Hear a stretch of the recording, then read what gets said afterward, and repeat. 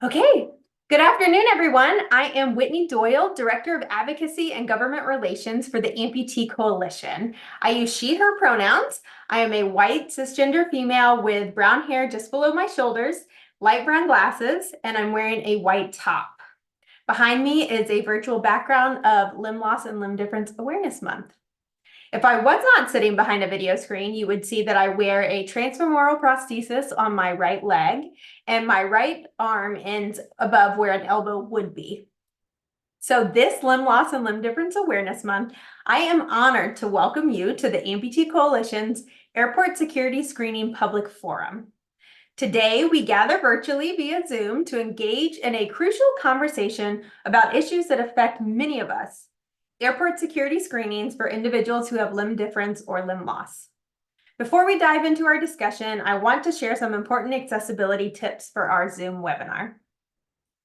We have ensured that the real-time closed captioning is available for this event. If you need it, please click on the CC button at the bottom of your screen. We have limited the chat feature to allow for messaging only with the hosts and panelists.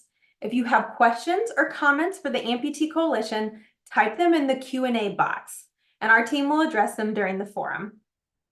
If you have registered to speak during the forum, my fellow Amputee Coalition teammates, Shri and Priya, will be sending you messages in the chat to notify you when you're next up to speak. So make sure you are checking that chat if you're one of our speakers.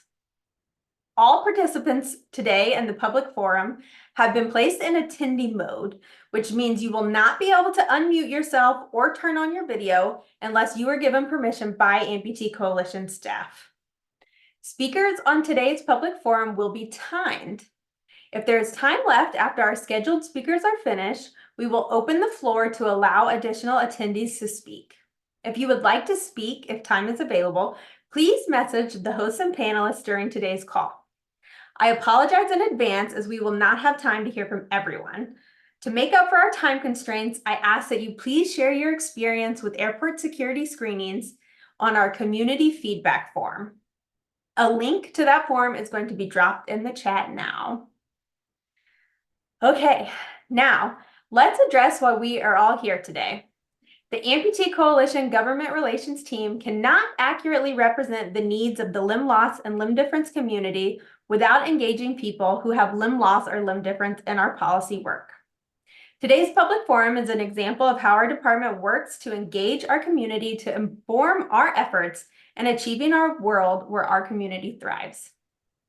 Over the past year, we've been actively listening to our community members' experiences with airport security screenings conducted by the Transportation Security Administration and other contractors. The responses have been tremendous, with many sharing stories that range from unprofessional interactions with potentially traumatizing encounters with screening officials. All your voices matter, and your voice is what's invaluable to our advocacy efforts. This public forum serves as an opportunity for us to hear directly from you. We want to better understand your challenges, concerns, and suggestions related to airport security screenings. Okay, thank you for joining us today. Our first speaker is going to be a video recording of Ryan Getty, Senior Grassroots Advocacy Specialist for the Amputee Coalition. Ryan's going to be sharing some background on this issue and why fair treatment during airport security screenings is so important.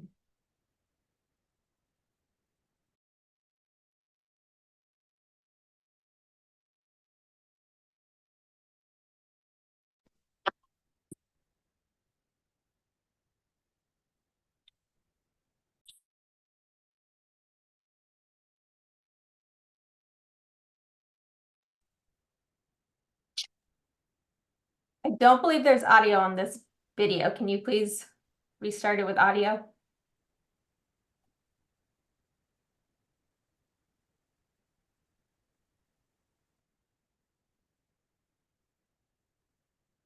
Good afternoon.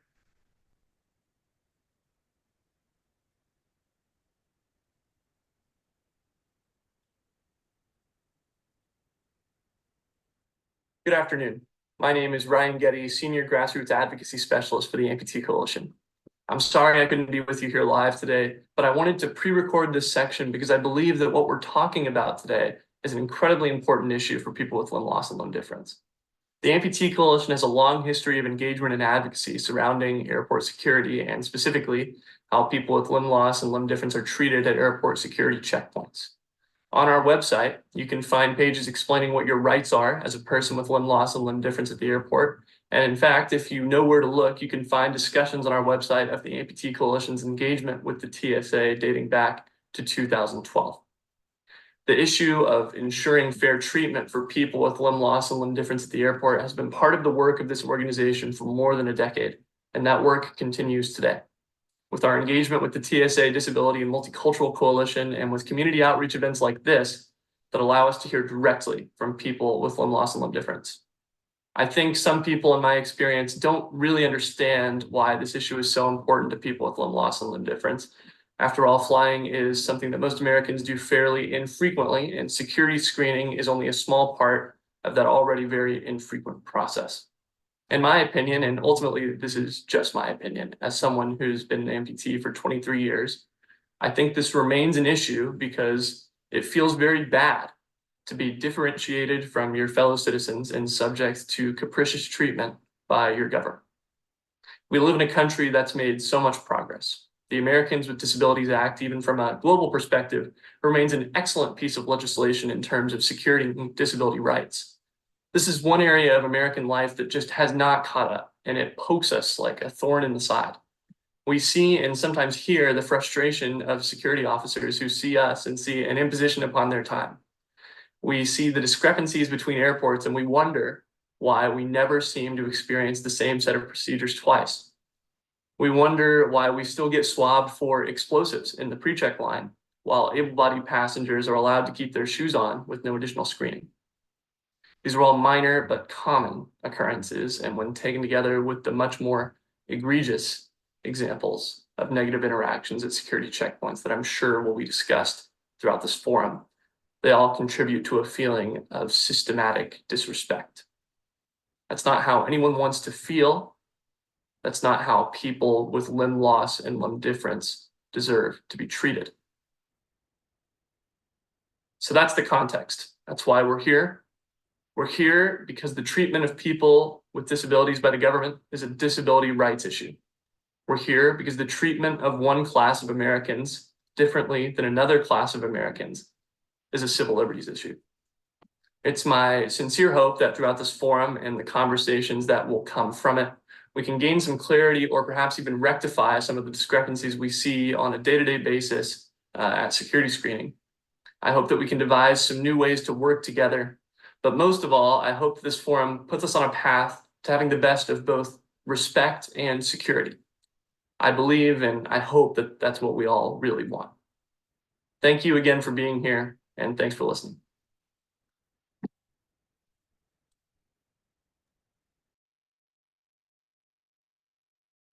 Thank you so much, Ryan, for those remarks. We're now going to open the public forum for the individuals who have registered ahead of time to speak. Thank you for taking the time out of your day to share with us your experience with airport security screenings. Please remember, you have 5 minutes to speak. You will receive a 1-minute warning verbally and in the chat. Once your 5 minutes has concluded, your line will be muted even if you are still speaking.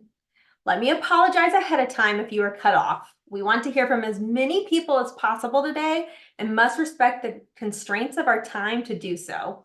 Adversely, if you do not take the full 5 minutes, you are welcome to waive the remainder of your time. Shri and Priya are helping to manage our speakers. If you have pre-registered to speak, you're going to receive a message in the chat, so make sure you're monitoring your chat to let you know when you are up next. If you are not ready when it is your turn, it's okay. Please let them know, and we will revisit you later in the queue of speakers. If we have time remaining, we will call on additional people to share their experience. If you would like to speak on today's forum, please message the hosts and panelists in the chat, and we will add you to the speaking list. Please remember, all speakers, including those that are called on during our remaining time, must stick to the 5-minute limit. A note to all of our speakers, we kindly respect that you maintain we request that you maintain a respectful and professional tone during this forum. Disrespectful language or profanity will result in immediate muting, and the remainder of your time will be forfeited. Let's engage in constructive dialogue and create a positive and inclusive environment for everyone. Thank you ahead of time for that. If you have any concerns, you may reach out to the Amputee Coalition staff through the chat by messaging the hosts and panelists. And for any questions during today's public forum, please use the Q&A feature. Okay, I'd like to welcome our first speaker, which is Mark H.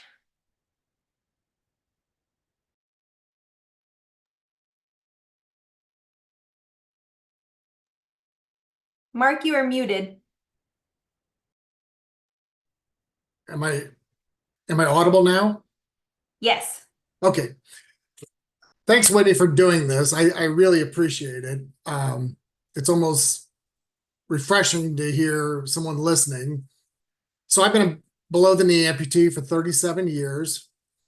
Before 9/11, I was able to walk through security. The metal detector would go off. The security agent would wave me over. He would hold his metal detector, wand me through, find my leg. I'd lift my pants up and he would say, "Good, you're good to go." And I continued. It took seconds to get through security. This is the same protocol that's used when you go through the House and Senate committee, or not committee, but the House and Senate buildings for their office buildings. After 9/11, it was a whole new world. If an airport didn't have the full new imaging machines, then you would walk through the metal detector, an alarm would sound, you were escorted off to the side, and then the agent would slip his hands around your waistband and feel around your waistband. That slipping around the waistband is also known as he was putting his hands down my pants. And it was very humiliating, and I couldn't understand why he was doing that, saying that I had my short pants on. Then he proceeded to do a full body pat down. He could obviously see my leg. He finally used his metal detector wand, bomb swabbed my legs and hands, and I was sent through. This was very, very invasive, very humiliating, and I quit flying for 3 years. Now you walk through the machine, they bomb swab your leg, your hands, pat down your legs. Hopefully nothing sets off the alarm. Maybe you get through without having to wait for long periods, but there is no consistency in procedures from airport to airport. Every protocol is different. When I ask about that, they just say, "We like to shake things up." Thank you, Ashley, for talking about bleeping me, and because I would have gone off on that. Now, there's some experiences, though, that I've had. In Denver, I got to go to the special room because the alarm went off and said that I had bomb residue on my hands. I didn't. And again, I got the special pat down and the special hands around my waist through my pants, and I intentionally got groped. And that was all with my 16-year-old watching. I don't remember in this instance, I don't remember the airport, but the TSA dropped the bomb swab on the floor, put it in the machine, said it was positive. I told him that there was no way it was positive and that he dropped it on the floor, and I wanted to see a supervisor. He lied to the supervisor, saying he didn't drop it when he certainly did, and we could have went back and looked at film on it. And I told him that he could send my leg through the metal, through the machine and look for bombs. The supervisor didn't want to do that. He wanted to send me back to the special room, which I don't like the special room. And I continued asking for higher supervisors.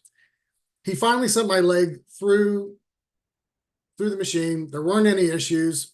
And I said, just for grins, let's do another bomb swab. He said he didn't want to do that. I'm like, why not? And he goes, well, and I, convinced him, let's just try. Of course, he did a bomb swab. Nothing went off. And I told him, because your employee had dropped the thing and contaminated. And, it was just humorous. And the supervisor's final statement was the prior TSA agent must have wiped it off. there's no way that could have happened. I've been severely delayed multiple times because TSA agents would not process me through because of their staffing. I've waited 15, 20 minutes at times. I've watched a non-English speaker use a wheelchair at the Syracuse airport, missed his flight because the TSA would not process him through the security line. They just left him off to the side and did not acknowledge his presence. During that period, I contacted the TSA hotline to let them know that, this gentleman had just missed his flight. It was the only flight of the day in Syracuse, which is a small airport. And I'm just thinking how he would have had to get home or how he even got there. And I was just amazed. I've watched numerous wheelchair users not escorted by the contracted wheelchair pushers in the airport. They've waited long lines. They were just left off to the side. And some of them looked very ill. Some had IVs. You could tell that life was not going well for them. And I was just astonished at the invasive and humiliating process that they had to go in. And it was obvious that the risk level was fairly low. I'm trying to figure out what the correlation is between prosthetics and bombs. Why do I have, because I have a prosthetic on, does someone assume that it's a bomb? And why are TSA agents slipping their hands around my waistband because the metal detector went off? Couldn't they just have used a handheld metal detector around my waistband? I've seen so many egregious and humiliating and invasive things from the TSA, and I've contacted them a couple times to just let them know. I get a nice little, we'll look into the reply, but that's about it. So those are my experiences, and I listening to the first speaker, he and I sound like we're on the same page, and it'll be interesting to hear how others have gone through this journey.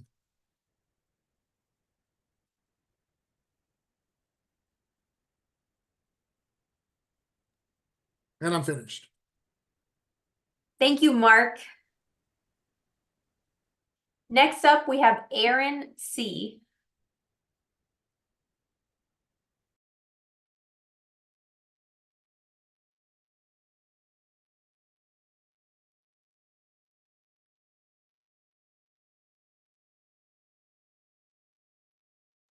Aaron, you should be able to unmute your line and come on camera if you would like. Okay. Unmute.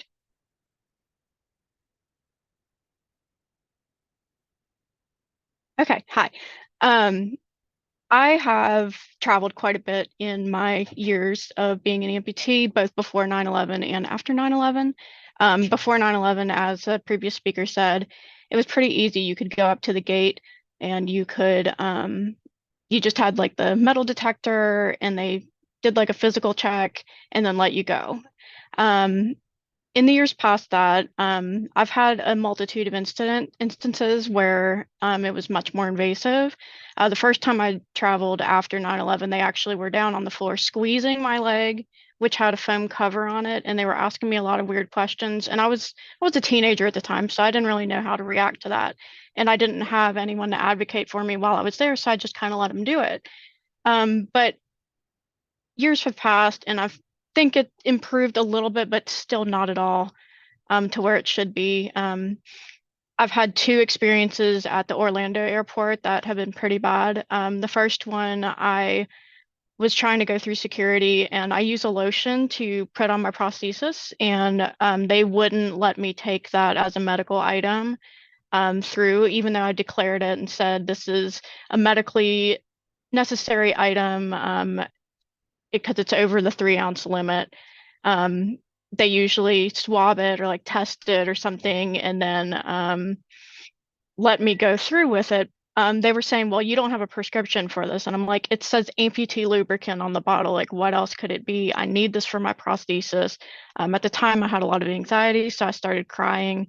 And then ultimately, a supervisor finally came through and they tested it like they should have the first time. And they let me go through with it.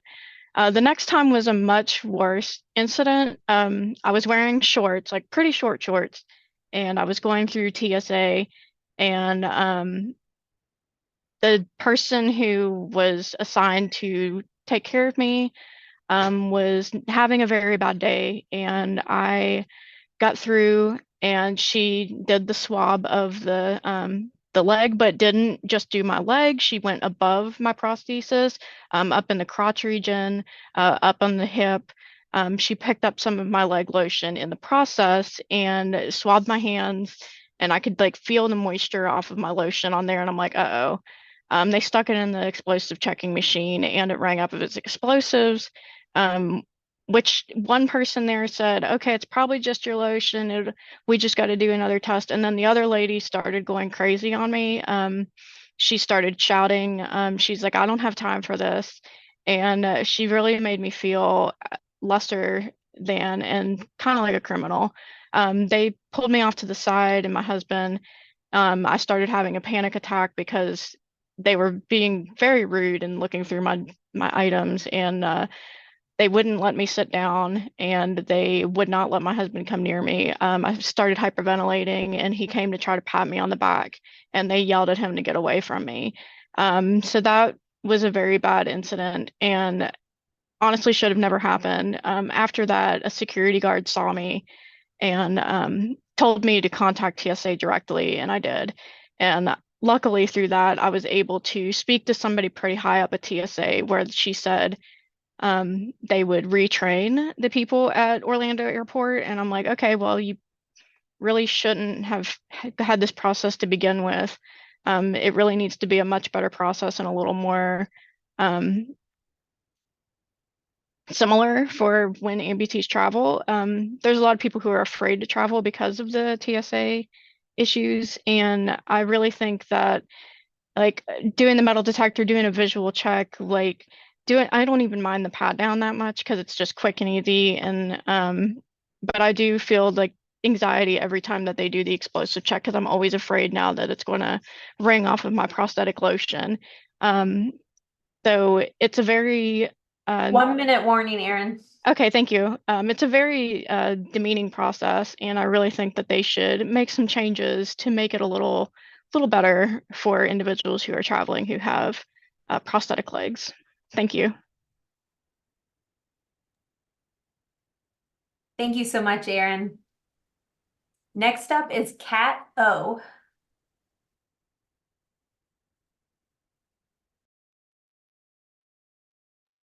Kat, you should be able to unmute and come on camera if you would like. Yes. Just joining here for 1 second.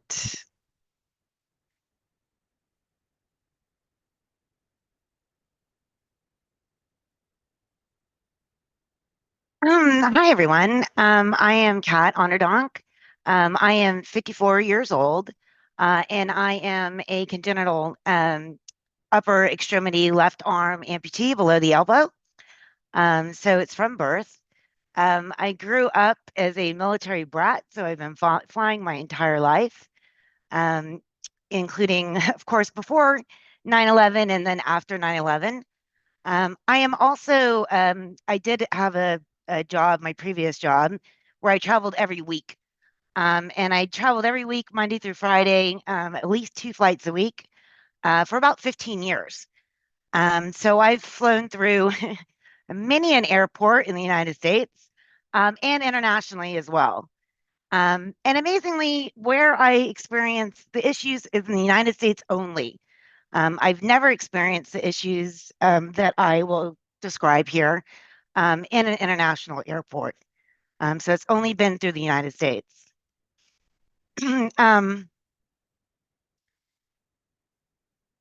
I've had a number of issues. My most recent was just last year in September, so not that long ago, at San Francisco Airport. I have TSA pre-check and I have global entry, thinking that it would help me get through security faster. Unfortunately, that is not the case. I have not found that to be the case at all. Although I'm able to leave my laptop in the bag and leave my shoes on, I'm always pulled over because of my upper extremity prosthesis. I have a process now. As I go through, I try to make eye contact with the TSA agent. I point to my prosthesis. I say, I have a prosthesis. It's going to alarm when I go through this detector, whether it's an imaging detector or a metal detector. Many times that is seen as somehow assertive or irritating, that I'm giving them warning ahead of time that my prosthesis is going to go off. And I get big sighs and eye rolls with that. And it is always going to go off. There's never a scenario if it doesn't go off. If it doesn't go off, then I'm concerned about the metal detector or the imaging scanning that they have going on at the airport. My most recent episode in San Francisco, I was pulled aside in front of everybody. I was not given a private screening area. My bags were left on the belt by themselves while the agent called over 2 other people. And apparently I was being used as a training exercise, as one of the TSA agents that they brought up to me had never dealt with a prosthesis. And I was presented as, here, look at her arm. What do you do? So as I was standing there with this agent not knowing how to screen me, 2 other agents trying to instruct that agent on what to do, I felt humiliated. I felt like my property was not secure, and I could not understand why in a TSA global entry pre-check line, I was experiencing these issues while my laptop and my shoes remained on and everything just went through and nobody else was treated the way I was treated. I nearly missed my flight. I did fill out a complaint immediately upon getting through security.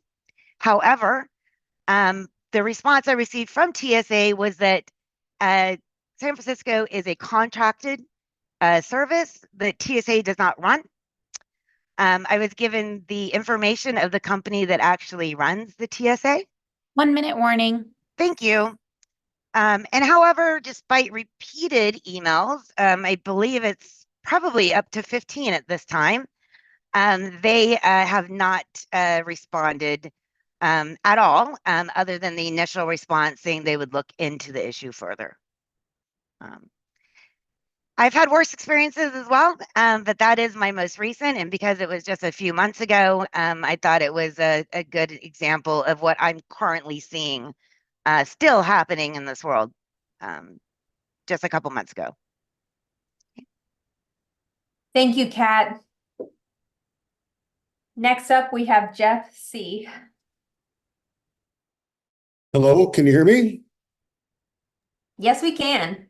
Hi, this is Jeff Kane. I'm a family doctor in Denver, and I'm currently in Ohio, where the eclipse is just finishing up just now. So we have 35 of us. I flew out here. I'm a past chair of the Amputee Coalition, a past president of the American Academy of Family Physician, and a United Platinum Flyer. As a bilateral, having bilateral below the knee amputations for 37 years, I fly 30 to 70 flights per year. And I know that I'm screened differently because I travel professionally with other people and with my girlfriend. By the way, I did meet with the TSA way back after 9/11 in 2001 to help establish the screening techniques that we use for people with limb loss and limb difference. And that's not currently happening in the ways that we had suggested that. So I think there's 3 things as a frequent flyer I hope the Amputee Coalition can talk about when we meet with the TSA. Number 1 is consistency of screening. Number 2 is the amount of time and staffing that it requires. And number 3, the safety of the baggage that I travel with. So by consistency, what I mean is that when I know I'm going to get extra screening, but I don't know what that's going to be. I know they're going to screen my hands, my feet, or my shoes, but I don't know which one. It's going to be 1 or 2 or 3 of those at any time.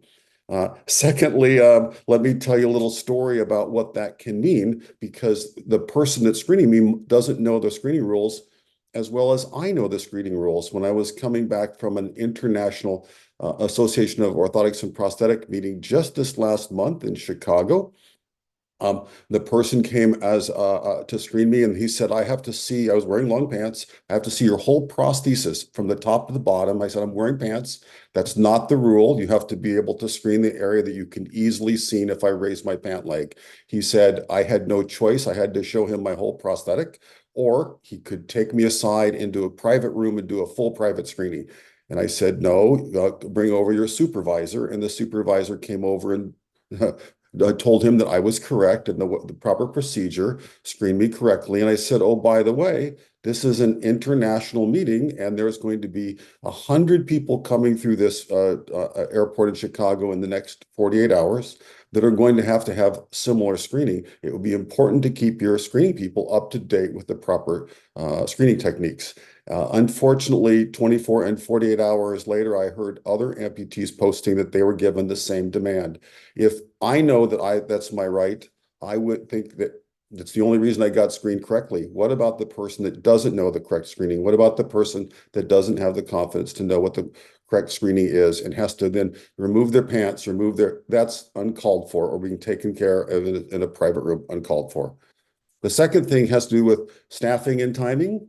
I know that I'm going to need to be screened as I come up and reveal that I need to be screened because I have prosthetic legs. And oftentimes I have to wait until they free up a person that can come over and screen me.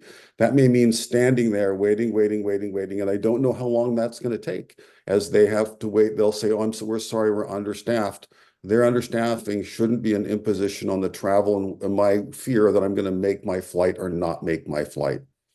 And the third thing is every single time that I'm screened where they have to swab and scan me in the scanner, my bags are sitting right over there unprotected, and they have my passport, my laptop, and other kinds of ways. So I like to summarize. The good news is every time I've called over a supervisor, I've had a good experience in having them do the rules that I know that they should be using, or the TSA rules.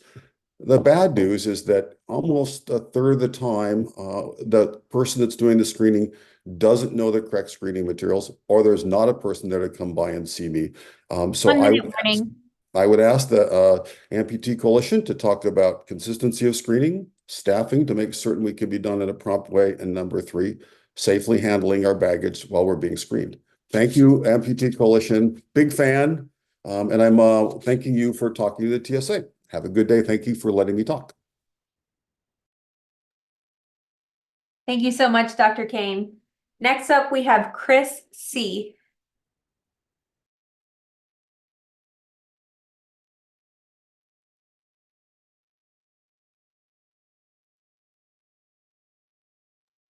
Chris, you should be able to unmute and show your camera now. Oh, there we go.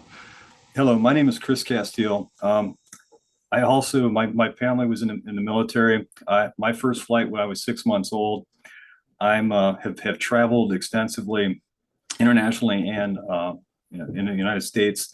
Generally, I do at least three flights a year, 2 internally, domestically, and 1 internationally. My issues generally have been with Detroit Metro Airport, where I live, and in Miami International. The biggest struggle I have is I generally come early, knowing that I'm an left above knee amputee. I've been an amputee since 1988, so quite a long time now. Generally, as soon as I come into screening, now that the shoes became an issue, someone will say something to me about the shoes. I'll let them know that it's part of my prosthesis, and without that, I don't have proper alignment. It's difficult for me to walk.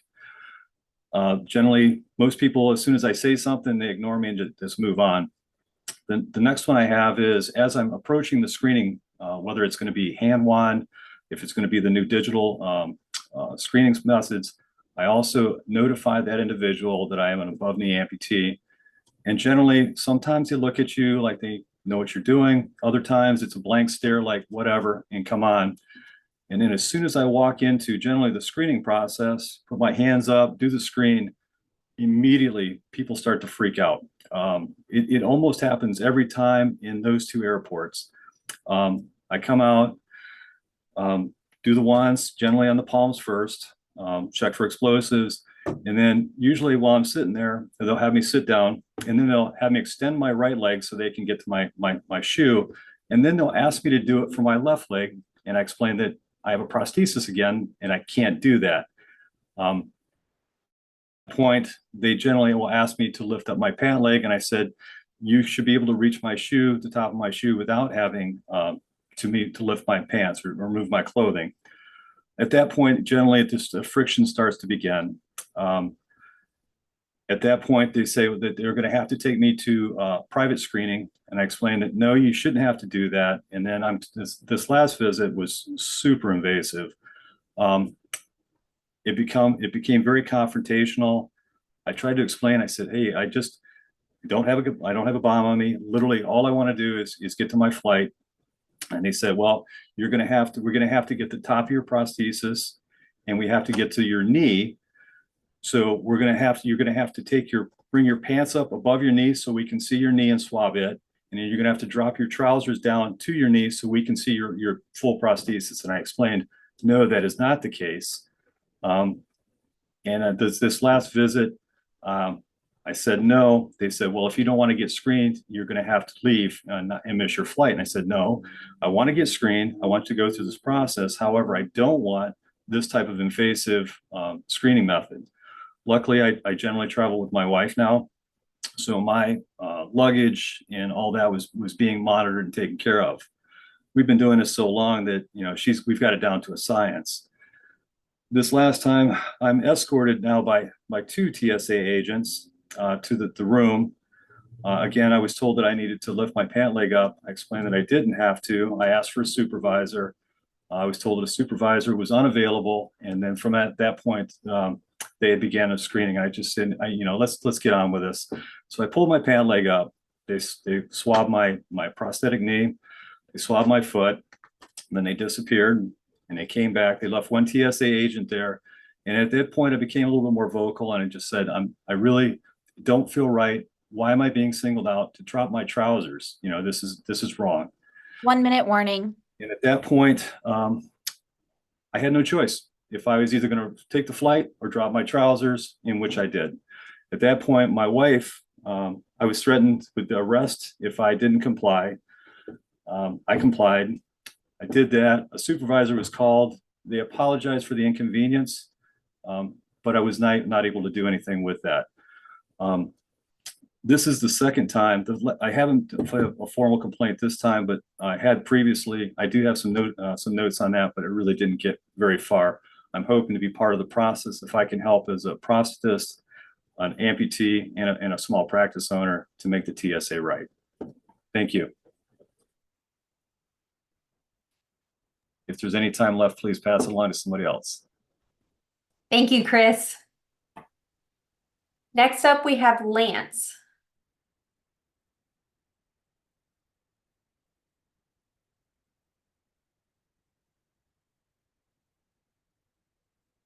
Lance, you should be able to unmute and turn your video on now if you would like. Okay. There we go. Hey everybody, I'm Lance Coley. I've been a left hip disarticulation amputee since March 2007 due to cancer. Got my first prosthetic leg about 9 months later in December. And I wear my leg all day, every day, from the time I get dressed in the morning to the time I go to sleep at night. So when I travel, I'm in my leg. I don't fly all that often. Between the last time I flew was 2019, before the pandemic. Because I'm at higher risk, I decided no flying. That'll change probably next year. But in the meantime, I took about a half a dozen trips that required the travel by plane to Los Angeles, DC, Boston, some other places I'm not remembering at the moment. I was lucky in that early on, soon after my amputation, I attended a local support group that was active at the time, and they happened to have a session with the local TSA director. I'm in the Cleveland, Ohio area. So I learned the rules and my rights right at that point, that I don't have to remove my prosthesis or shoes, that I can go through the line for people with disabilities and not have to stand in line with everybody else, that I can that I should tell the TSA officer at security that I'm an amputee when I get there, and that I'm wearing a leg. I don't recall, it's rare that I ever walk through the metal detector because it's pointless. And that if I encounter any issues with TSA officers, to do nothing and ask for a supervisor. My first travel, I don't remember what year it was, but I did some preparation. Went back and looked at the rules again, reviewed the packing rules in particular, like the 3 ounce, no more than 3 ounces liquids and all of that kind of stuff, because I lived 3 years in Israel, and I probably made a dozen trips to Israel in the 70s and 80s. And I know what going through security is like. So I'm not bothered about it so much. I wish it had been in place before 9/11, because 9/11 probably wouldn't have happened if it had been. So I'm just not bothered by it all that much. I don't care if they pat me down. I don't care if they stick their hands in my pants if they feel they need to do that. To me, I feel safer because I know that they're trying to keep me safe. So I have a different perspective, perhaps. I mean, my experience, I made a half a dozen trips between 2007 and 2019. And I had no problems. I followed what I learned. I packed according to the rules so that there wouldn't be any issues. Didn't matter if it was something that was for, I needed, then I would just, if I needed to take it, then I took 3 ounces if I needed to have it with me. Because that's the only way to avoid getting into issues with the security checks. And only once, I mean, my experience is the officers were either professional or just, kind of blah, and I don't care if they're blah. And everything went smoothly. I either went through the full body scanners when they were available. If they weren't, I was taken off to the side, patted down, wanded and all of that, sat down, they checked my shoes. One security officer in one situation wanted me to take off my shoes and wanted to see more of the prosthesis. And I said, no, I don't need to do that. If you're not sure about that, please get your supervisor right now. And they just checked with one of their fellow officers who affirmed that I was right. And that was that. So I guess, maybe because I don't travel as much, I haven't had as many problems, and I'm grateful for that. At the same time, I think I may be more tolerant, and I don't feel invaded or anything like that, or humiliated. 1 minute warning. Thank you. When people are doing security. I'd rather have them do it and be safe than argue with them about certain things. So what's helped me a lot is just the preparation and knowing my rights and my rules and doing my best. I expect that there will be problems. I expect that some officers aren't going to know what they're supposed to be doing and not doing, and so on. That's just the way it is. No matter what TSA does, that's not going to change. There will always be some officers that are going to be problematic. I tend to focus on what I can do about it and let the rest go. So that's my story, and I'll stop there. Thank you. Thank you so much, Lance. Next up, we have Holly.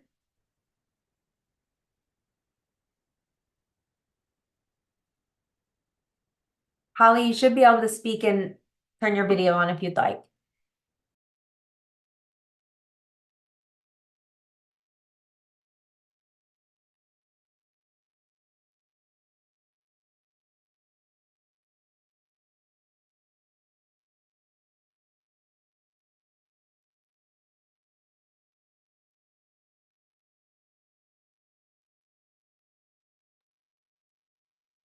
We cannot hear you, Holly. We can see you, though.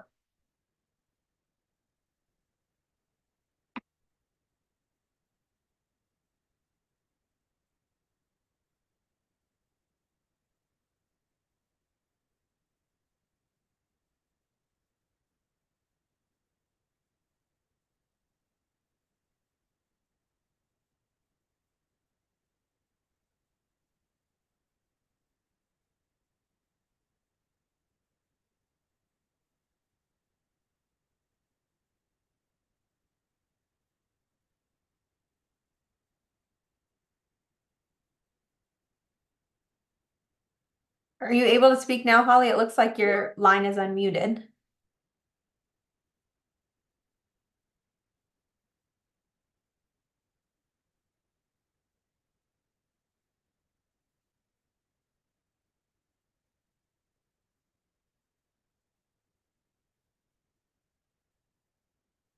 Okay, Holly, we'll keep you in the panelist mode so we can test your audio, but we'll move on to our next speaker, which is Leslie G. Could we please move Leslie G over?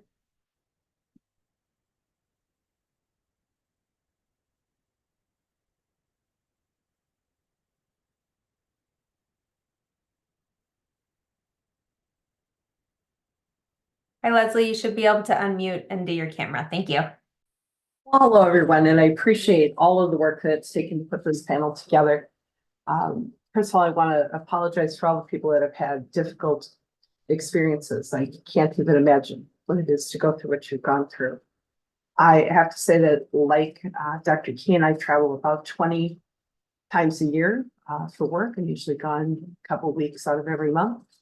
And I have not had any of the experiences that others have had. And again, my apologies for what you've been through. I have found TSA to be respectful. I found them to be informative. I found them to be courteous.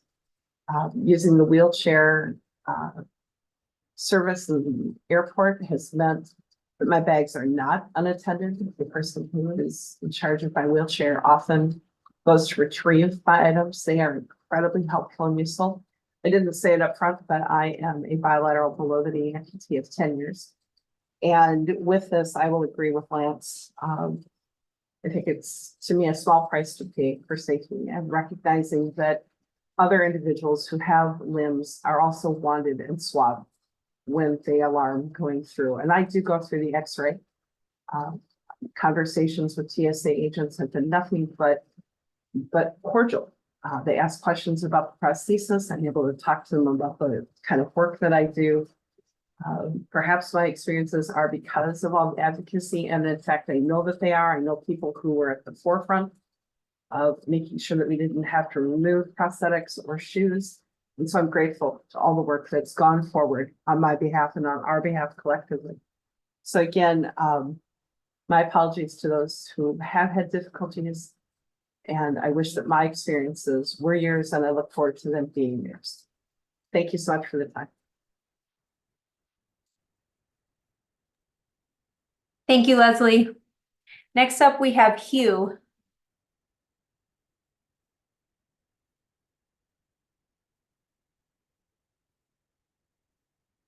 All right, Hugh, you should be able to unmute and turn your camera on if you would like. There we go. Hi, my name is Hugh Boyd. I'm a below amputee for about 20 years. One of my concerns is mainly about when you approach the TSA, the lines to get in. If you have a disability, the lines is like a cattle going to slaughter.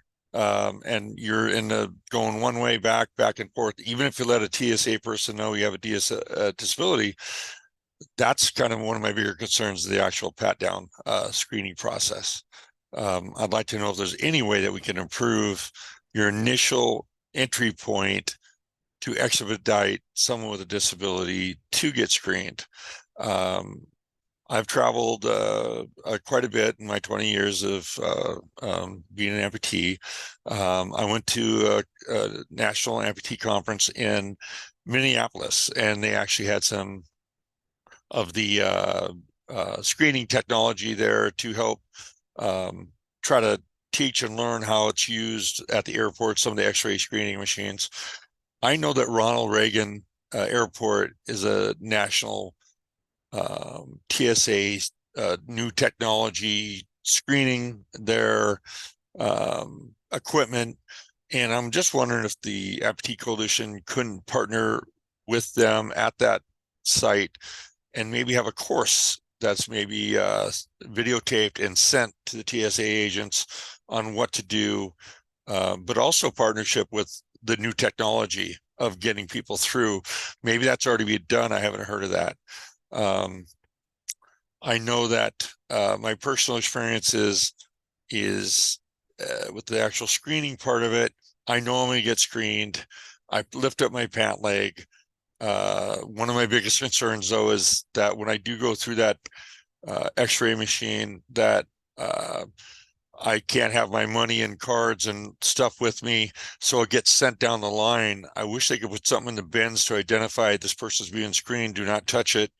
That's one of my biggest concerns. Not that I've had anything missing, but that concern is real. You don't know who's looking over your stuff when they see you stop getting the pat down and swab for explosives. And for those wondering, it has to be safe. They do have to check for explosives. They worry about people making bombs out of prosthetic legs. It's a real threat.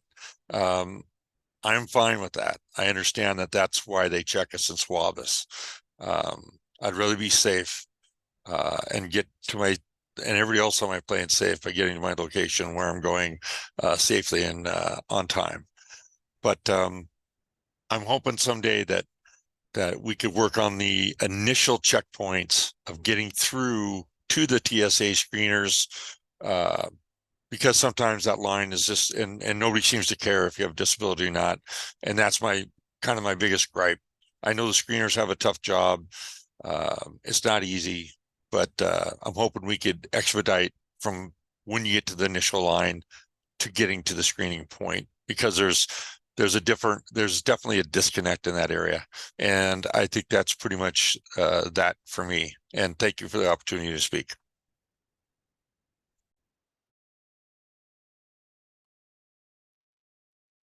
Thank you, Hugh. Next up, Holly. Okay, thank you. I'll try this again. My name is Holly. I'm a cancer survivor. As a result, I am a hip dysarticulation, which is, extremely high level amputee. And so my prosthetic goes around my waist. I'm a very frequent traveler. I travel for both business and personal, and oftentimes am traveling alone.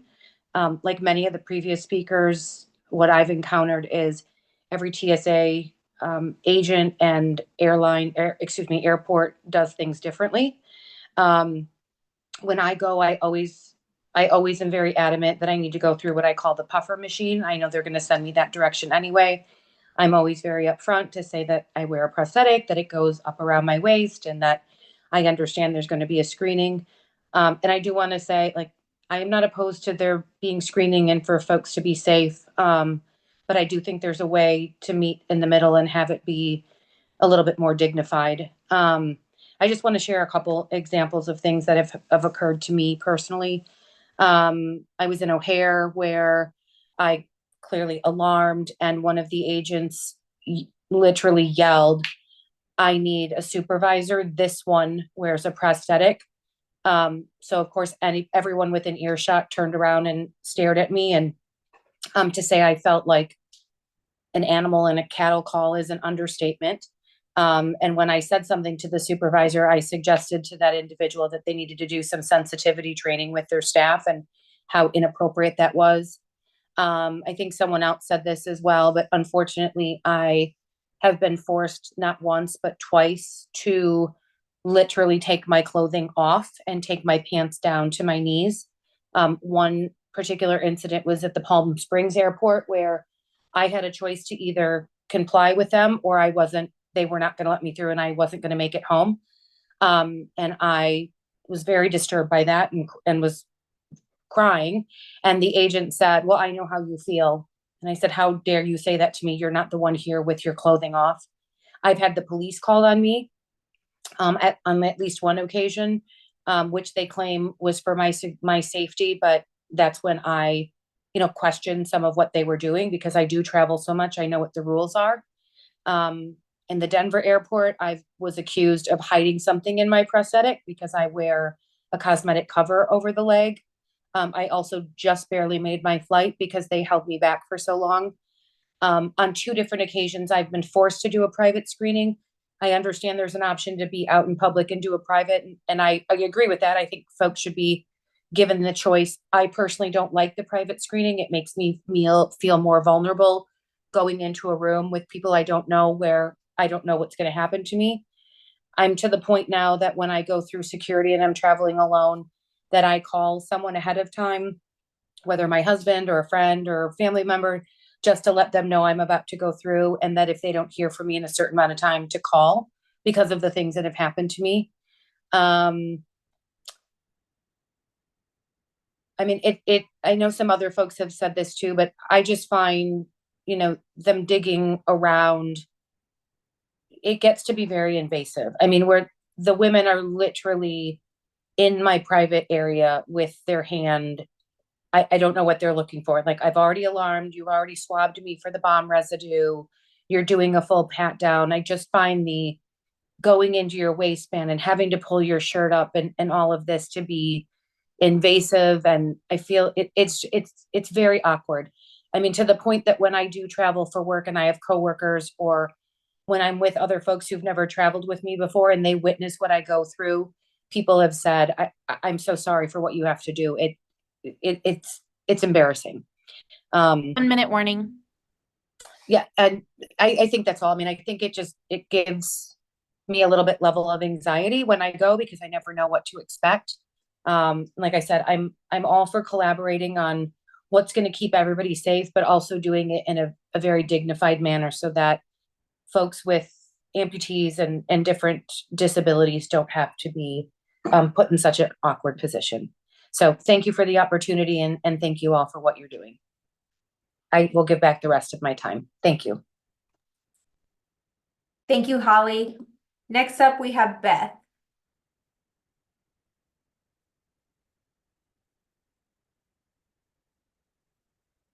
Beth, you should be able to unmute and turn your video on now if you would like.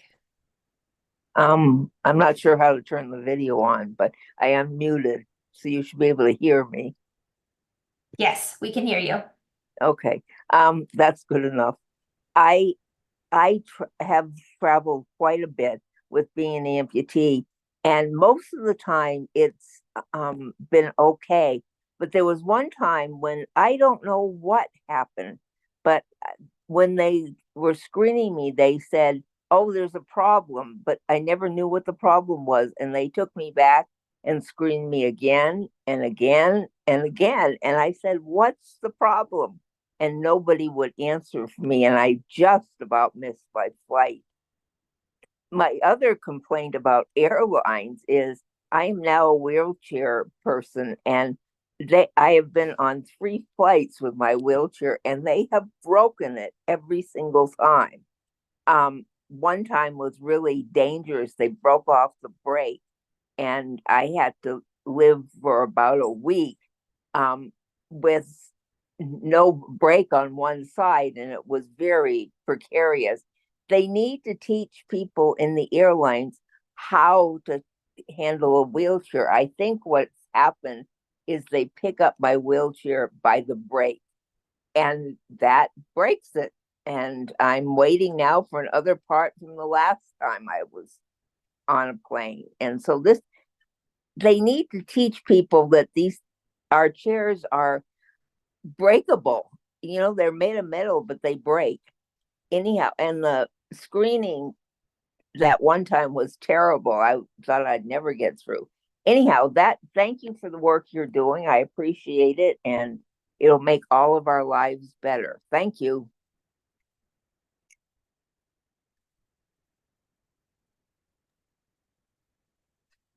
Thank you, Beth.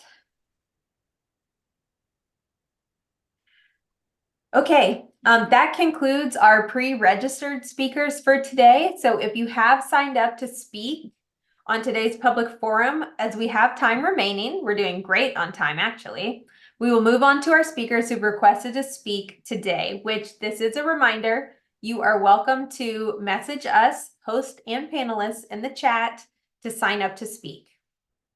Next up, we have Trippy.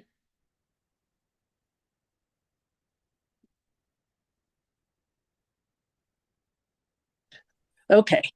Hi there. I'm Trippy Penland. I am an upper arm amputee from cancer. I travel quite a bit. My biggest issues have been in DCA, Ronald Reagan Airport, and in Colorado. Denver is awful, really awful. And the thing that I don't appreciate is I have OI, So I have that metal rod up my arm, and I always wear a short sleeve shirt and show off the metal rod. And then they go through the whole thing. Well, we'll take you into a separate room, and they want to screen every part of my body. Well, the only part of my body that needs screening is where the OI is. And it's kind of frustrating to have to explain what all of that is. Other than that, I'm a lot of the time they take a lot of extra time as well, which frustrates the heck out of me. Or they send me into one line, you can go in that machine, and then they change their mind and say, no, you have to go through a private screening or something. They do treat us differently. I have seen, this might sound bad, but I have seen people in full hijab, and they walk through. But we who have prosthetics of sorts get screened to the point of discomfort. The other thing that is very frustrating, especially with like Frontier Airlines and a few others, they don't understand that you get to carry a bag on the plane and not be charged when it contains your medical devices or medical things that you need. And in my case, I feel like Inspector Gadget at times because I have a robotic arm, a body-powered arm, a swim arm, a kayaking arm, all these different arms, and it's a heavy bag.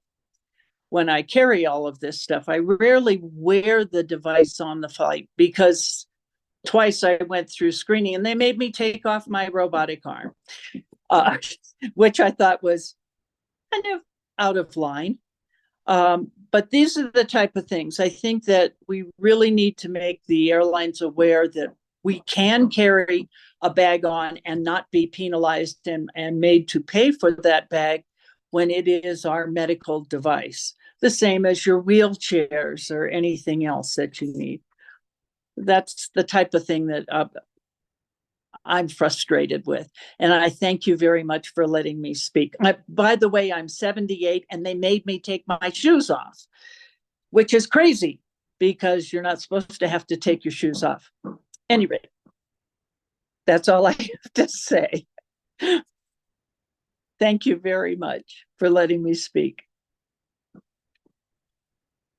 Thank you, Trippy. I really appreciate that. I also just wanted to note for those on the call who aren't aware of osseointegration, that is a procedure where you do not have an external socket or piece that fits on your biological limb. It instead attaches internally through a metal rod to the bone, and the remainder of the prosthesis attaches to that attachment. So just for clarification there. Okay, next up we have Monette.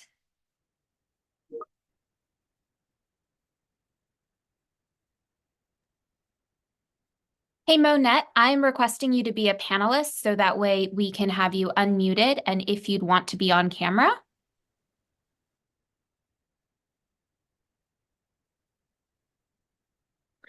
Hello, my name is Monette and I am a bilateral double amputee, and I've been one now for about five years. And just listening to everyone, the experiences that they have had, it kind of makes you really leery on if it's even worth the traveling. But for those that have to travel, I understand. I don't travel a lot, but when I do have to go through security, a lot of the times it's with my 12-year-old because I have to make sure that he gets on his flight. So I don't even get on the plane. Just going through security, I've had my share of just levels of just disrespect or just not quite the privacy part. So going through security, they'll, say, ma'am, you need to take your shoes off, and I'll let them know that I can't. I'm a double amputee. I'm not taking my shoes off. So I'll go through, and then I will go through the metal part where you have to hold your arms up. And I go through that. So of course it's gonna flag it, and they'll have me to sit down in the chair. So this last experience, the TSA, she did what she was supposed to do. She swabbed my prosthetics, she swabbed my shoes, and I always try to wear something that makes it visible. But this time I wore stretch pants and they came all the way to my ankles. So after she did everything that she was supposed to do, I was done. But security came over and said, well, I want to check her. And TSA was like, well, why? I've already, checked her. And they was like, well, they just told me to check her again. So I had to go through the process again of having them to swab from head to from thighs all the way to my shoes. And when the TSA did it, she gently squeezed my prosthetics, I guess to check for whatever. Then the other officer did it and they went up a little further and I felt kind of uncomfortable and violated at that point. Like it wasn't a need for you to do it the second time. And then they asked, do you want to go into a private room? I absolutely do not. So while they were doing that, I'm looking over my shoulder to watch my purse and stuff because of stuff that can be snatched or come up missing. So even though my experience wasn't as bad as most, it was still an uncomfortable situation. And I agree with a lot of other people that there's got to be something that can be done where we can feel comfortable with coming through security because it is your job. It's your job to do it, but feel comfortable, feel safe, and not feel so violated like we don't matter because we do. So I appreciate you guys letting me talk and look forward to hearing some other answers. Currently, I am being certified for Amputee Coalition to be a certified peer person, and I also am I'm also a certified person for Empower. So I actually go and speak to other amputees such as myself, but I'm on board with whatever change is going to be better for all of us. So thank you. Thank you, Monette. Next up, we have Amanda.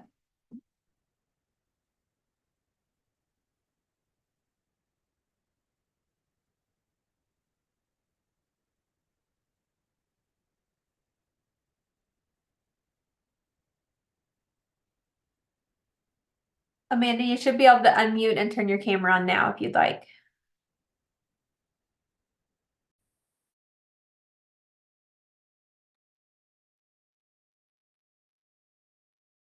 I wasn't sure if you guys could see me. Hey, everybody. My name is Amanda Lopez. I'm a below the knee amputee. I've had it since birth. So I have amniotic band syndrome. So it affected my hands and as well as my leg. When it comes to TSA for me, fortunately, the way that it's happened, I kind of just go into it like my whole life. It's just never really been something that really bothers me in a sense. I'll go through the line and I won't even say anything. The times I've not said anything is when it's good. There was one time in particular in Orlando, like after 9/11 a couple years ago or so, that they made me take pictures in a room. I was so uncomfortable. I was a little scared, but I just went into it like this is part of it. They're keeping everybody safe. Not that big of a deal. Now, as they do it, like now, as far as what they used to do before, you go into the thing, and it beeps. I don't think anything of it. They'll stop me. I'll be like, okay, fine, stop me. I don't even care anymore. It doesn't bother me. And they'll check. And there have been moments as well where they've actually had a couple people tell me they have other people that have amputations as well. And it's a little bit difficult. So for me, I just look at it as you go into it thinking that it's going to be a bad experience, it's going to be a bad experience.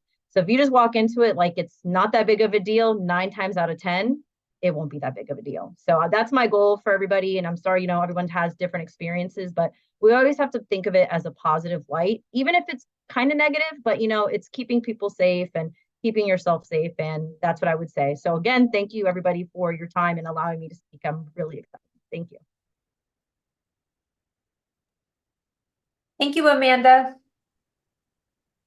Next up, we have Kelsey.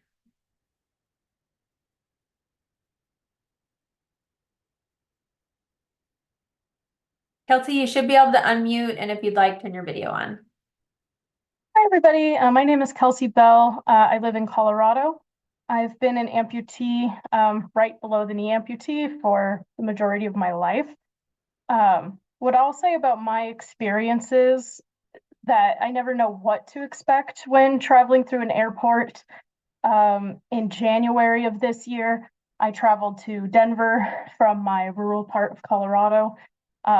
Traveling home through Denver Airport was actually one of the best security interactions I've ever had. They were very respectful and it was easy. Going to Denver from my municipal airport in Cortez, Colorado, was one of the worst experiences I've had. They only have a metal detector. It's a very small airport. I did tell the agents beforehand that my leg would set off the metal detector, which obviously it did. It's a small airport. So on the other side of security, you're essentially in a hallway with all the other passengers on your flight until the flight opens up for boarding. So I was patted down. I was wearing long pants. Of course, it's winter in Colorado in January, and was told that I needed to lift my pant leg up high enough for them to swab the top of my device.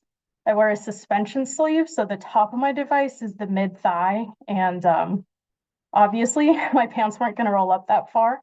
So they swabbed me. Then they said they needed to swab the top of my leg. I told them I couldn't do that without taking off my pants. They said they didn't want me to have to take off my pants. So they did a swab of my hands and my shoes.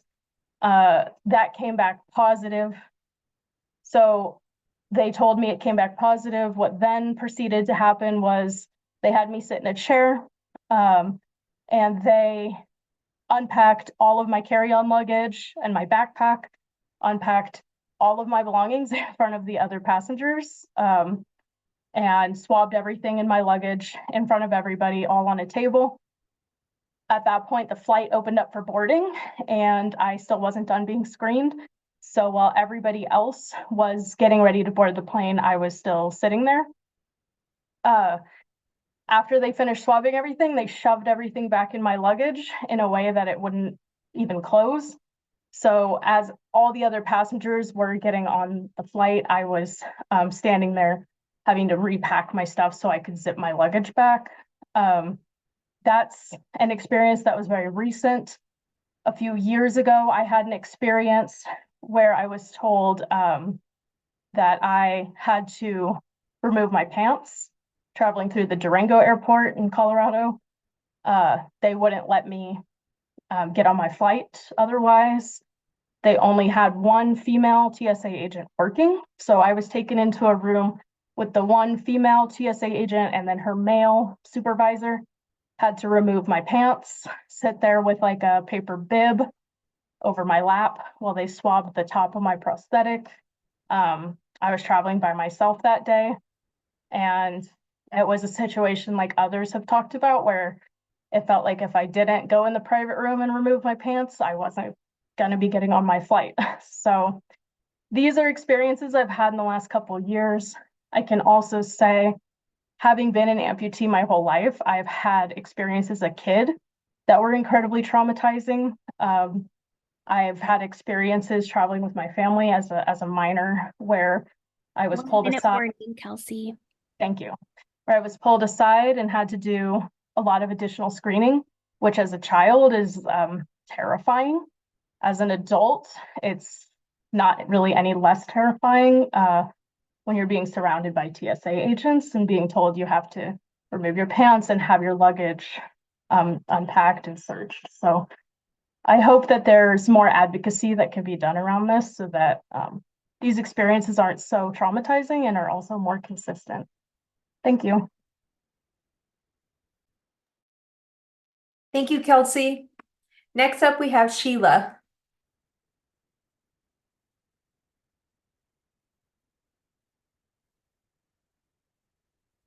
Hi, Sheila. You should be able to unmute and turn your video on now if you would like.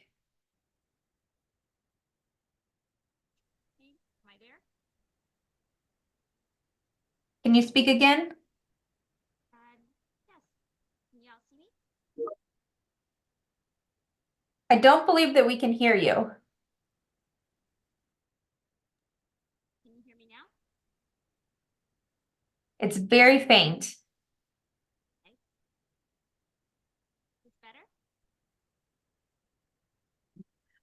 I can barely hear you. Can Shri or Priya, can you hear Sheila? No, Sheila, I see you, but I can't hear you very well either. It's very low. It sounds like you're far away from the mic.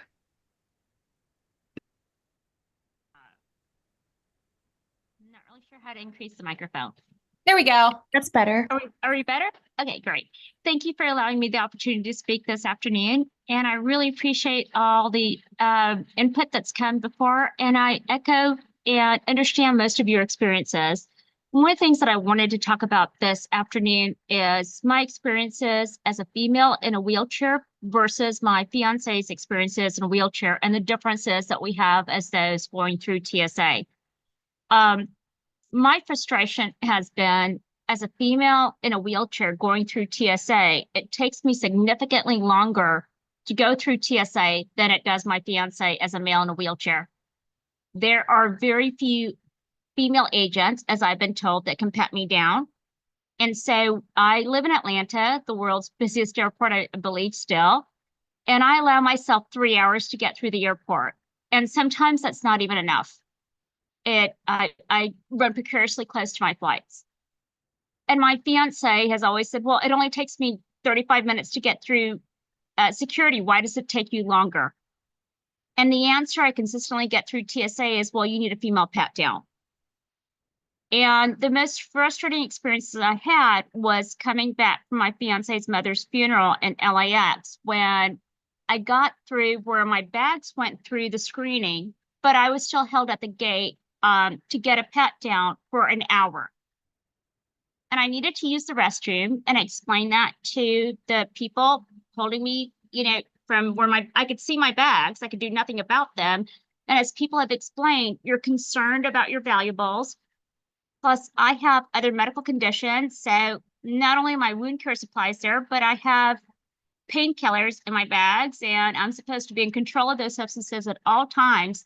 They've gone through the screening along with my ID, my money, my credit cards, everything else, and I have no control of that. And they've been sitting there for an hour, and I need to use the restroom. And I'm asking for someone to pat me down. And they're saying, well, it takes a female, and I can see 10 females in view. I don't know why they can't pat me down. And I finally had to ask for a supervisor. And once a supervisor came to me and explained the situation, I was patted down in 5 minutes. That's really frustrating to me. And I even said, I'm comfortable with a male patting me down. It doesn't matter. Please just ensure that I don't miss my flight, and I really need to use the restroom. So can you please help me? That situation frustrates me tremendously. And I have never, other than that situation, really made to be feel less than in a wheelchair. But that frustrates me a lot. The other situation I think we need to address is I need a wheelchair assist because I do have to carry, as someone else explained, they have multiple prosthetics. I have wound care supplies and medications I have to carry on. And to get that wheelchair assist, I have to be able to get into the airport. So I want to know who's going to help me get from the curbside into the airport.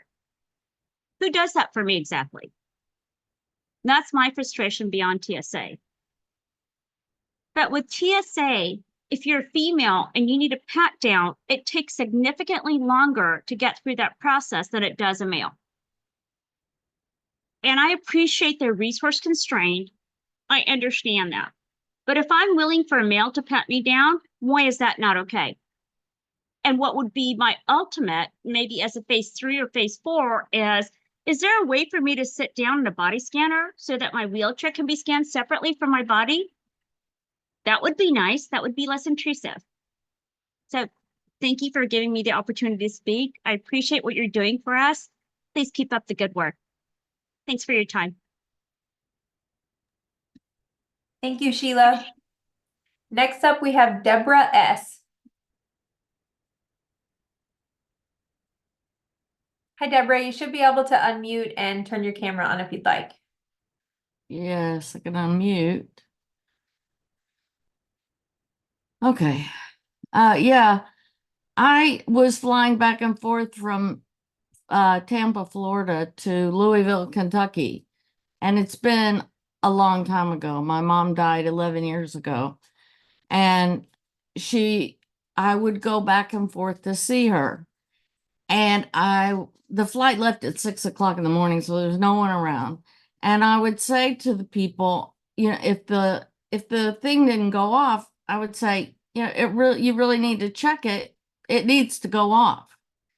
And I would show them my leg and they'd say, oh, it's made of titanium. You can't make guns out of titanium. I'm like, really? Anyway, so that was like 1 month. A month later, my mom got pneumonia and I had to go up. It was desperate. So I got to the airport at 6 o'clock. No one was there. And the TSA agent pulled me aside, swabbed everything between my legs, everything that was totally unnecessary. And I knew it was wrong, but I had to go see my mom. So I got to Louisville. I called Patty Rosbeck. She's the one who introduced my husband and I. And I called her and I said, look, this is ridiculous. I called the Civil Rights Division of TSA. I spoke to a gentleman there, and between Patty and this guy and myself, I talked to him for 6 months, and Patty organized to have a training video made for TSA so that they would know exactly when they were coming on, this is what you could do. You can't touch anything above the elbow and you can't touch above the knee. And it's pretty simple stuff, really. And so they made the videos. Now, where those videos are, I don't know, because they should be given to the TSA agents to teach them how to go through everybody. But somebody said, oh, I don't mind taking my shoes off, or I don't mind doing all this stuff because, you know, it's all about security. It's not about security. It's a false sense of security. Amputees have never blown up a plane. How many amputees have you heard of that blew up planes? None. And there was a shoe bomber. He couldn't have blown up anything but his own legs and would have been an amputee himself. I mean, really, it's ridiculous. I don't want people to have to go through anything in excess. I worked on the amputee ADA back in 1984. Shows how old I am. And that was something that we focused on. People should be treated properly and not be singled out for their disability, whether it's in housing, whether it's in transit, whether it's whatever. It should not happen. And don't let people say, oh, it's okay if you do that because I feel more secure if you do that. Don't. It's not. You're not any more secure. I just get angry that people are being taken advantage of. And check and see if you can find those training videos. I'm done. Thank you, Deborah. Next up, we have Chris.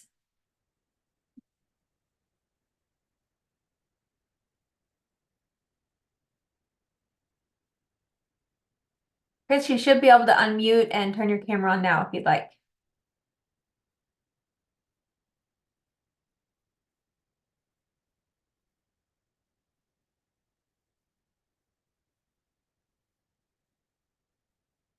Is it working?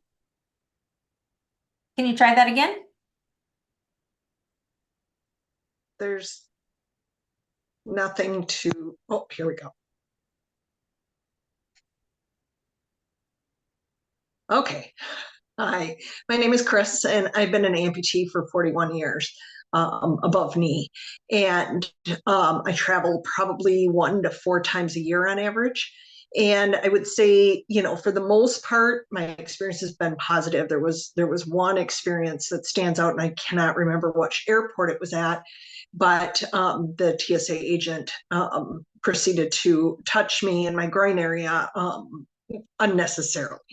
And I was pretty upset about it, but I kind of kept my mouth shut because I didn't want to get arrested. But you know, I would say the biggest concern that I have is that there's no consistency. So you don't know whether you go to MSP or any other airport in the world, how you're going to be treated, what you're going to be asked to do. And that's frustrating. I think, it's uncomfortable to walk up and I always go to the x-ray machine because I know it's going to go off if I don't. So, and inevitably a TSA agent will yell, "Take off your shoes." And I always say, "I can't take off my shoes, I'm an amputee." And of course everybody around hears and it's like, okay, what's going on? So then I go through the x-ray machine. And the biggest issue I have, and nobody has addressed this, is that my leg goes all the way up. So when you see the little human form on the screen, it appears you can see that there's metal in my right leg, but it looks like on my left leg that there's something, and there's nothing. And so inevitably they think that there's something going on the left side. And so it frustrates me because that picture does not separate the two legs. And so, I oftentimes have to say, there's nothing there, it's just my, leg goes all the way up. And so I have to explain it. A lot of times I feel like it's kind of my job to help educate people about what a prosthesis is, what it looks like, that I can respond positively to their requests and interact pleasantly, so that their experience and their ability to learn how to work with people can also be impacted in a positive way. Because I feel like if I, cause trouble or I respond negatively, that could result in another person that's an amputee coming through security adversely. So I think, a couple of things. One, no consistency. Two, watching your property. I'm like, my eyes are on that stuff all the time. And I've had my stuff pulled. So then I'm looking even further away to try and make sure my property is safe. And that's unnerving and stressful. So I think, I understand why they're doing what they're doing, but I also know that there needs to be training and consistency. I appreciate all that you're doing, and keep on fighting for us. We appreciate it. Thank you, Chris. Next up, we have Harsh.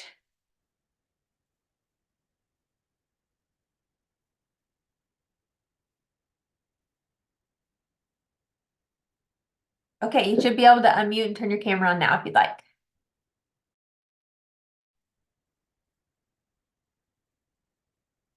Hi, good evening, everyone. I'm Harsh Purohit. I'm a right leg below knee amputee for 30 plus years now. I took my first flight ever in my life was always after 9/11.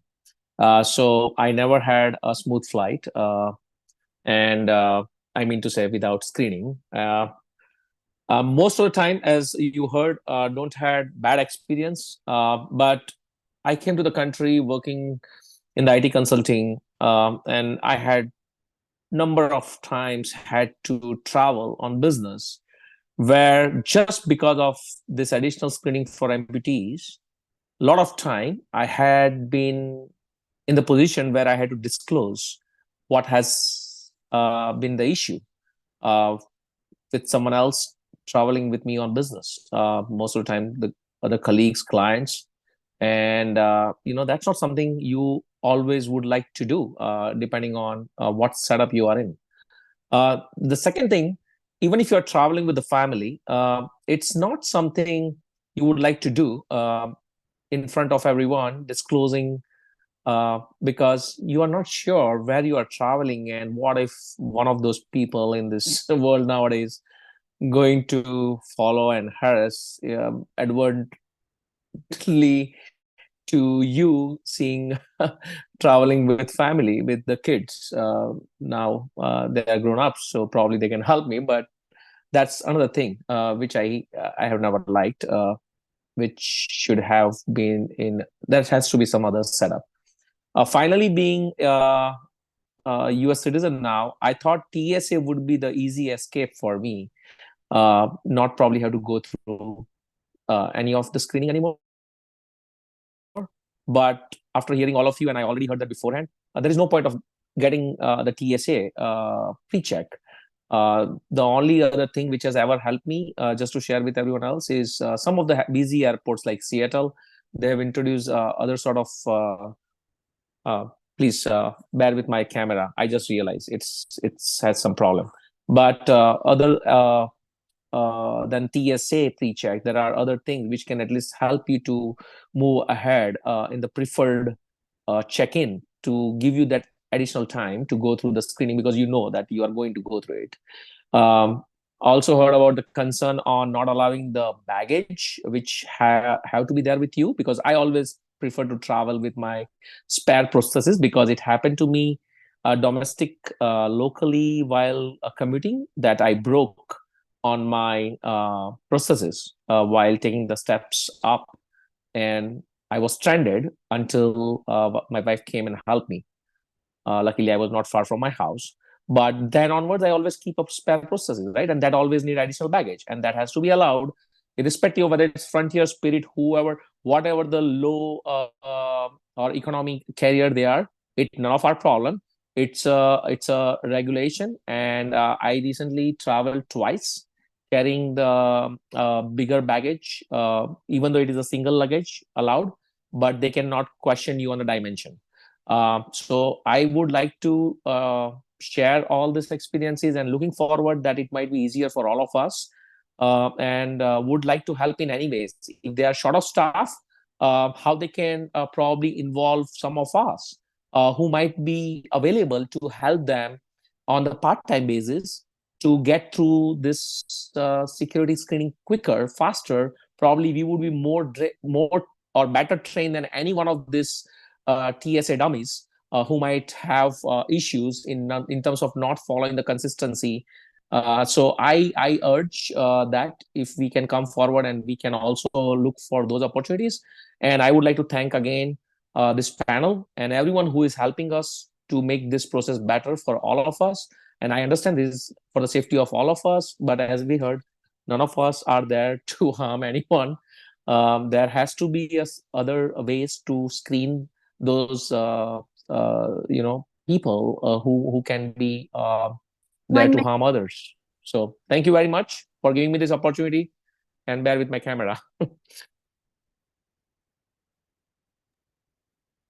Thank you, Harsh. Okay, next up we have Dan A.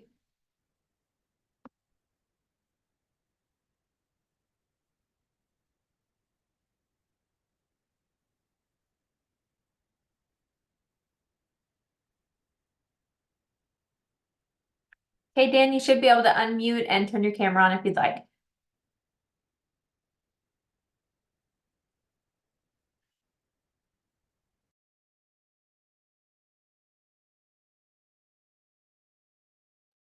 Dan, are you able to unmute? Just one moment, please. Yep, here I am here. You see me? Yes, you're good to go. You can hear me. Yes, I'm a Vietnam vet. Lost my leg in 1968, above the knee, high. And I travel, and I just went to Las Vegas. And it's funny how I went through the line, and it took me quite a while because there was a couple wheelchairs in front of me. Couldn't figure out why it was taking so long. And finally, then when I got up there, then I found out there was a trainer. And the guy, I don't think, had ever attempted to pat someone down or what to do. And he kept looking to the guy to teach him. And he would say, well, show me, it took forever. And then the guy, if you're going to train somebody, do it on your own time. So when you're on the job, you know what to do. It was really holding up a lot of time, and people just want to get through it. And it was, but I wear shorts. I have both hips done, the knee is done. So I have metal everywhere. And I don't have a problem being patted down. They go all the way up into my crotch. And I just want to get through, and they kind of hold you hostage in a way because you want to get through there and get your flight. But I have also been in line, and one of the TSA guys will come over and grab me and say, no, you come over here. You get in this line, and it's shorter. So I think they have a terrible job. I think if they're untrained, and if they just had some supervisors, better training, it would go a lot easier. They don't seem to know what the rules are. And I wish it was a little easier for them and for us getting through. That's all I have to say. Thank you, Dan. You bet. Next up, we have Diane.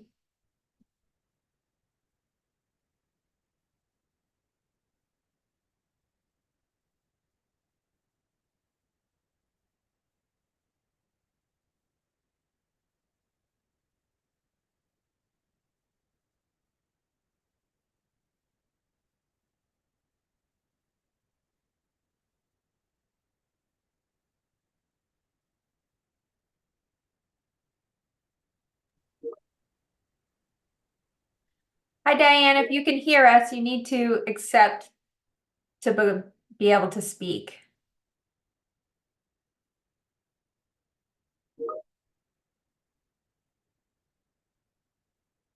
Okay, there we go.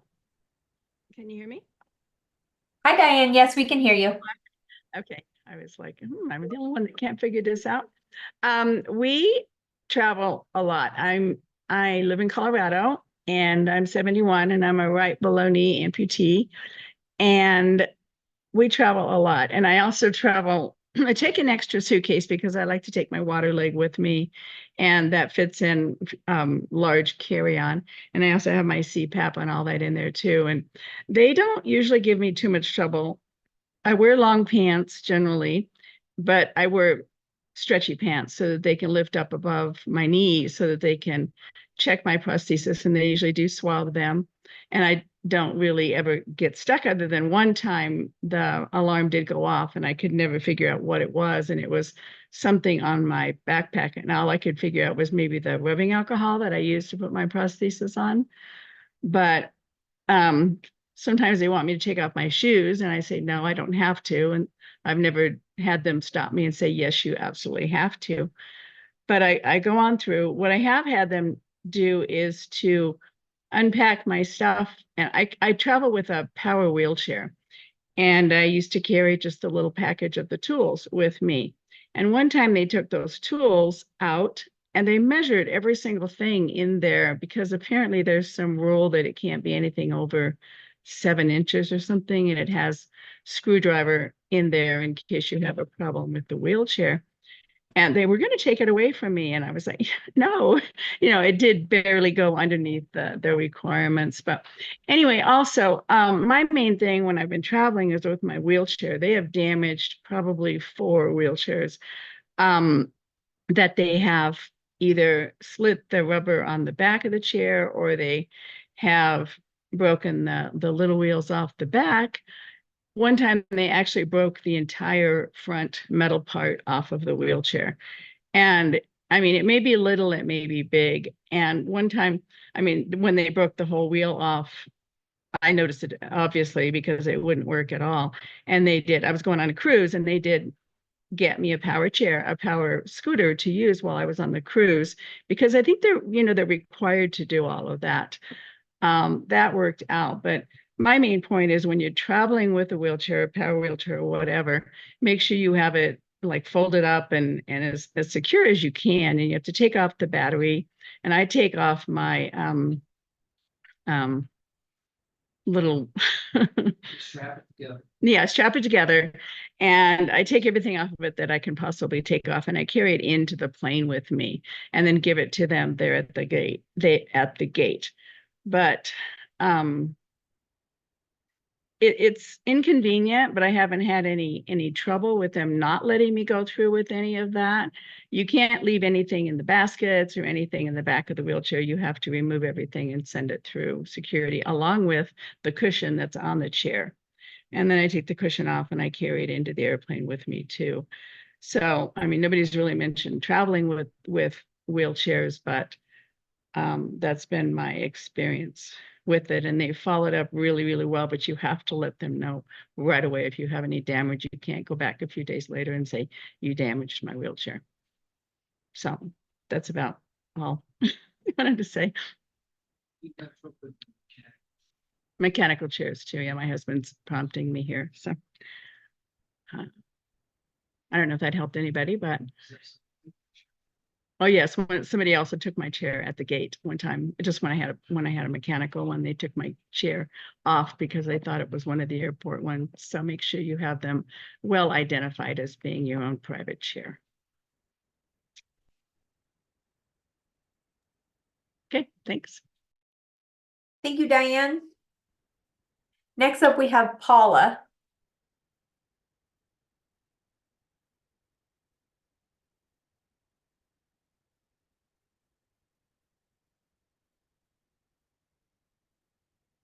Paula, you should be able to unmute and turn your camera on now if you'd like. Hello. So I guess we could maybe title this webinar, The Good, the Bad, the Ugly, and the What Were You Thinking regarding TSA. I've traveled extensively. I am a bilateral lower limb amputee. I have had great experiences and I've had experiences of what were you thinking? No sense in regaling things that have already been stated. One of the issues that I have as a lower amputee, a lower limb, is I require and am allowed to have by law the bulkhead seat without paying additional money, as well as making the request really up until about an hour before the flight is due to take off. I always make sure that once I'm ticketed, I ask for that seat. The most common question I get is your leg fixed or immobilized? And this is after stating that I am a bilateral amputee. When I state that again, they tell me, yes, but it's not fixed or immobilized, therefore you're not entitled to that seat, even though I bring them directly to the law stating that I am. I have been asked to take my prosthetics off because I was sitting in coach because I could not get the bulkhead seat, even though there was no one sitting in the seat after the door had closed, so we were getting ready for takeoff. My best suggestion is, yes, we need to continue working with TSA. Yes, we need to keep improving the regulations because when the regulations were written, and now prosthetics have come a long way, baby. The other thing is I strongly suggest that individuals, prior to your traveling, you familiarize yourself with all the regulations under TSA, under any type of travel, whether it's by plane or by rail, and you know your rights. Speak as politely as you can and try to get them to, honor your rights. If people make side comments, address it appropriately. I've been told, well, you can't have a disability because you're walking. I'm not quite sure what that has to do with anything, but I'm sure it has to do something with it. And then just as amputees or, people that are caregivers and supportive of us that are amputees, continue to work with legislation and continue to get the better process moving and that everybody is trained and trained well. Thank you. Thank you, Paula. Next up, we have Alma.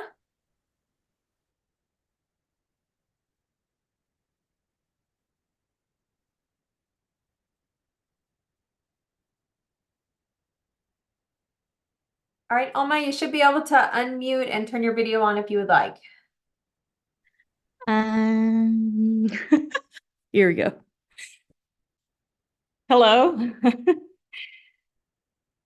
Can y'all hear me, I guess? thumbs up, or I'm not sure what. Yes, we can hear you. Sometimes I'm a little technologically inept once in a while.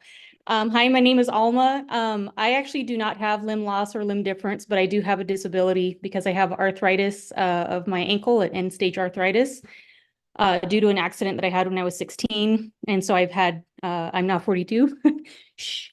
But I've had this disability for quite a long time. And so I have to say I've had varying experiences because when I was, let's see, almost 2 years ago, I would ambulate with a cane, and I did that for about 3 years. And prior to that, I just suffered through limping, and therefore I did not, I just had normal shoes and had to take them off at the airports and whatnot. I have since acquired a device, a mobility aid that's a hybrid prosthetic orthotic device. So it kind of has the look of a prosthetic, and it supports my limb like a prosthetic. So I do not put weight on my own limb, but it is like an orthotic device because I do still have my limb. So I have to say, my opinion of TSA is fairly neutral. I haven't had like overwhelmingly negative interactions, but they're kind of like maybe not as courteous as they could be, not as respectful as they could be in an encounter.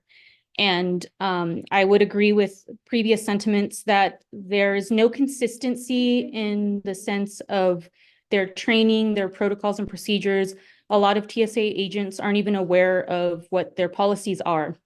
And I think that needs to be stepped up quite a bit because it varies not only with each agent that I encounter, but it also varies across airports in the US.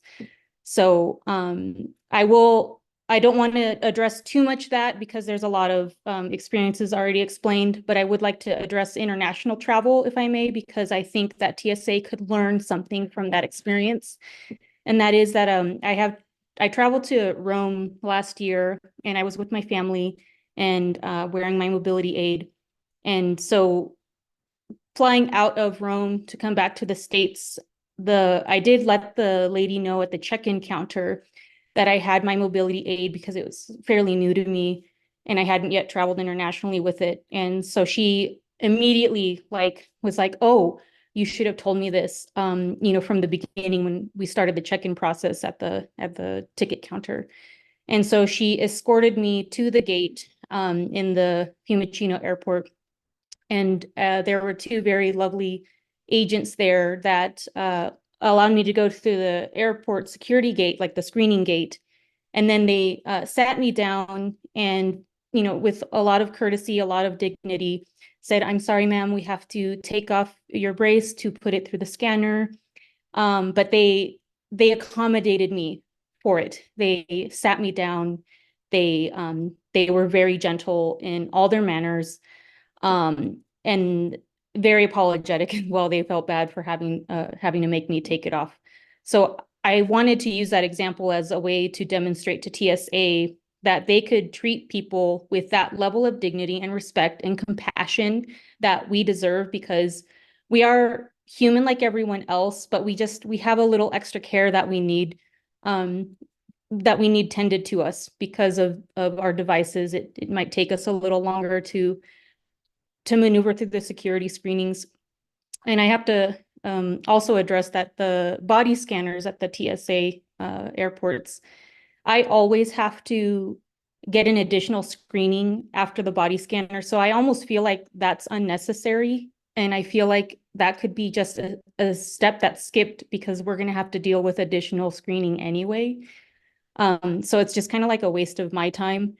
And as much as I'm sure everybody else that's trying to get through the scanner that has a prosthetic or another type of mobility aid like a wheelchair.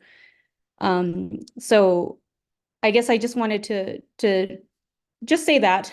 And I am sorry for everyone else's experiences because I do have anxiety every time I go to an airport because I'm not sure, well, is this time going to be okay? Alma. Thank you. I will make a recommendation that TSA Cares, that is a program. I did do that actually on my way out to the international flight, and that did work well. And I feel like more people, such as ourselves, could benefit from that if we just have increased awareness of that as well. And I'm done. Thank you.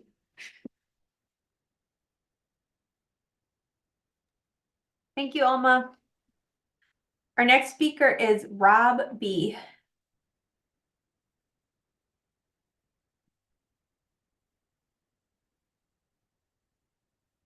All right, Rob, you should be able to unmute and turn your camera on if you'd like. Okay, thank you very much. I want to first off, thanks for everyone for getting on and telling their stories, today and talking about the situations they've had with TSA. I agree with everybody that, I'm an above the knee amputee. I travel for work, probably once a week or, 3 or 4 times a month. I'm on a flight. I was just coming back from Chicago, like another panelist, and I had to go through the airport and have the same interactions. But unfortunately, even the supervisor that came over did not understand the rules, looked the rules up and came back. And after some arguments, I ended up just having to agree to do what they asked me to do, remove my pants for them, and in order to fly, in order to get back home. So since then, I've had meetings with TSA and congressmen and senators' offices trying to get some improvements on this. And I'm glad to hear that we're all getting together to get some improvements. The biggest thing that I find is that the training is just not there. And the rules and the way the rules are written are just very misleading to some of the TSA agents. So can't put all the blame on the agents. Their own internal policies that we're not allowed to see are confusing to those individuals. So getting some clarity from TSA would be very helpful on that. And hopefully there's some TSA individuals on this call today, and they're able to hear some of the stories across the board that it's just every airport's different. Every airport, people seem to not know what they're doing. Just better training across the board needs to be done. So I just, again, want to thank everyone for getting on today and sharing their stories. There seem to be a lot of common themes among most of the stories, and I don't want to go on any more than what other people have already done, but just appreciate everybody's time today. Thanks. Thank you, Rob. Okay. Thank you to all of our speakers today. This is Whitney Doyle. I am going to give a few closing remarks, and then we will be done right on time. So thank you. We've reached the end of our allotted time for members of the limb loss and limb difference community to speak. Please, if you weren't comfortable sharing your story today, share your experience with airport security screenings on the community feedback form. So throughout this forum, we heard powerful stories from our community members about their experiences with airport security screenings. Some common themes emerged, including the need for better education and awareness regarding limb loss and limb difference among airport security personnel. Participants emphasized the importance of respectful interactions and sensitivity during screenings. Moving forward from today's conversation, the Amputee Coalition Government Relations team will draft policy recommendations based on your feedback. These will address issues such as communication, privacy, standardization of procedures, and dignity during these screenings. We will also utilize information shared in that airport security screening community feedback form. So please, if you've not already, share your feedback with us there, and that link has been dropped in the chat. Our goal is to collaborate directly with the Transportation Security Administration, contract unions, and engage policymakers if needed to end this unfair treatment of people who have limb difference and limb loss when they travel by air. Thank you all for being with us today. Thank you for our speakers for sharing their experience with us. Thank you to everyone who's completed our airport security screening community feedback form. Your input will drive our advocacy efforts moving forward. Your presence, your insights are critical as we work towards a more inclusive and respectful airport security screening process. Let's make our voices heard and create positive change together. To receive In Motion magazine and weekly Thrive emails, you can sign up to join the Amputee Coalition via the link that is being dropped in the chat. Oh, look, it's already been dropped. We also invite you to engage with the Amputee Coalition's policy initiatives. So just like this conversation today, expect more public forums on other policy topics that the Amputee Coalition cares about. You can become an advocate for the limb loss and limb difference community by signing up for our advocacy email list. A link for that will be dropped in the chat, and there it is. To be a part of the advocacy conversation today and every day moving forward, join the conversation on AC Connect. We have an advocacy community there. We also have a national conference community. So there's so many ways you can connect with us. Please do that. We're going to drop a link to join AC Connect as well. Okay, my final statement. Remember, change happens when we unite our voices. Let's continue to work together to create a more respectful and inclusive world for all. Thank you all for being a part of this important conversation, and we look forward to engaging with you in the future. Thank you all. Good night.